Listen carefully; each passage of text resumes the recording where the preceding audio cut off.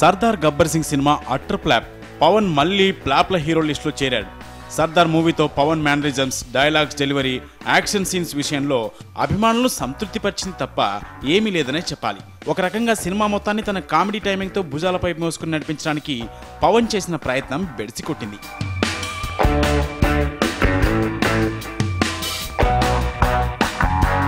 ఎక్కడ పోగొట్టుకున్నాడో అక్కడే వెతుక్కుంటున్నానని, జానీతో పోగొట్టుకున్న నైతిక స్థైర్యాన్ని సర్దార్తో తిరిగి పొందుతానని పవన్ పెట్టుకున్న ఆశలు అడియాసలయ్యాయి. టైటిల్ కార్డు కోసమే డైరెక్టర్గా బాబీని ఎంచుకున్నట్టు చెప్పకనే చెప్పిన పవర్ స్టార్ ఈ ఫెయిల్యూర్ని తన ఖాతాలో వేసుకోక తప్పని పరిస్థితి.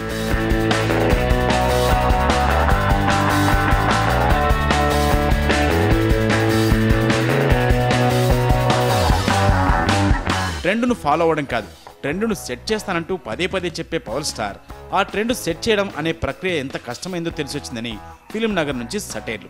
మరోవైపు గబ్బర్ సింగ్, అత్తారింటికి దారి సినిమాలతో మంచి హిట్ అందుకున్న పవన్ ఇప్పటికైనా తన సొంత స్క్రిప్ట్తో సినిమా తీస్తే ఎలా ఉంటుందో సర్దార్ గబ్బర్ సింగ్ మూవీతో తెలిసింది.